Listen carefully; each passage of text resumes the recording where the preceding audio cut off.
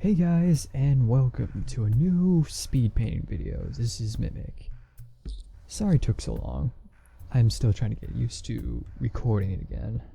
As you can see, I'm still testing out the new speed painting pixel art program.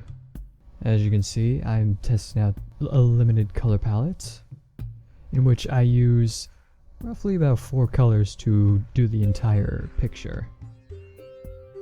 I chose a light yellow and light red against a dark blue and a dark green.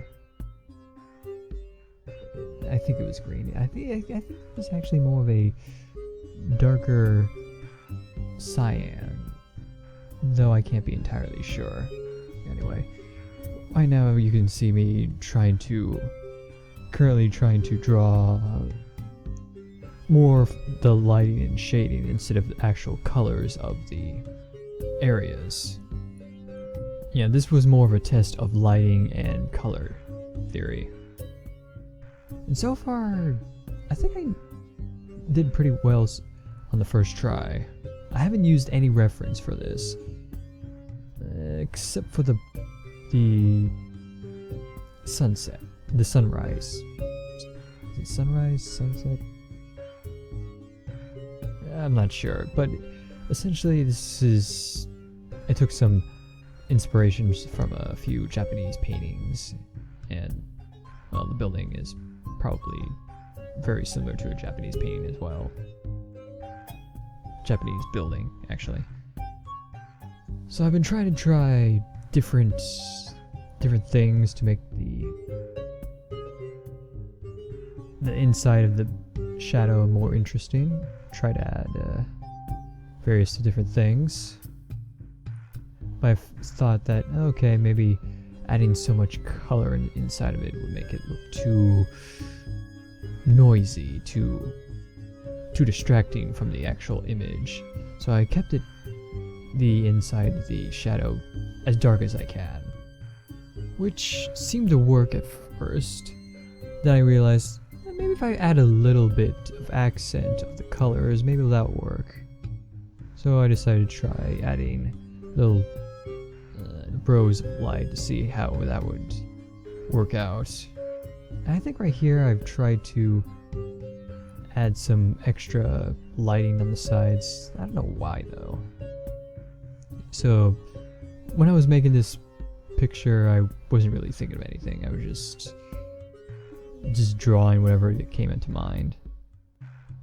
I think around this time I was thinking, okay, how if I draw a temple with a small village in front of it?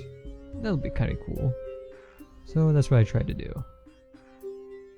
And right now it's also a test of the symmetry tool, which, in my opinion, actually works pretty well. And I wanted to try turning it off and adding maybe some asymmetrical things on the side, but I think I went against the idea for some reason. I don't know. It seemed like a good idea at the time, so. And right here you can see me adding rim lighting, which looked kind of silly to me right now, but you know, hindsight's 2020. And next up I tried to add little lights to the buildings in the middle. And yeah, it was around this time I believe I was finishing up that particular picture. Then decided, okay, I'm going to try a different one. Yeah, it was right about now. So after that, I tried to do like a desert area, desert shape area. You know, the ones that you probably see in Looney Tunes, Wile E. Coyote's area where it's like cliffs and stuff, weird kind of weird rock formations, you know, stuff like that. Again, this was using like four different colors. A light blue for the sky, and eventually goes to a darker purple. I think it was around here I was just first I added the light for the sky, and then the darkest I can go for the ground, and afterwards I just took a lighter color and try to add sort of a volume to the shapes. Try to add shape volume for the rocks, for the hills, and eventually I started adding more lights, or a lighter color to, make certain areas pop out, which worked. It just showed like where the lighting came from. Although if there was one thing I wanted to change about this, I'd probably I wanted to change to add more of that particular color in one's flat plane, because I wanted to show like, oh, this was a flat plane, and it was a perfect opportunity to do so.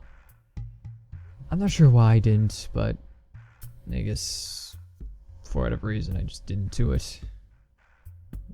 Okay, here's me trying to add a river just to see if I could make something look different despite the same colors. So when you look at it and say, oh, okay, this is a river, and oh, okay, this is a rock formation. So even though they're both using the same colors, you can tell by the texture what they are. It's like, okay, alright, this is this is that. I probably should have made that rock formation there a part of the foreground and not the background. Oh well, again, hindsight's 2020. So on the left side I probably should have made a lighter tone, just to show, okay, the light's coming from that area, just to really bring out the lights, but I didn't. That's future me's problem, which is me, of course. I've been testing out the Jumble Tool right there. It's a neat tool. It gives randomness without actually having to blend in. What it does is takes one area and then sort of blends it together without actually blending it or blurring it together without any blur. So it's just jumbles the two places together to make it look like it's basically a diffusal type of tool without the actual diffuse. Here, this is me trying to do the river again, trying to differentiate it from the rest of the rocks. And the next thing I wanted to try out was the sky. I think this is around.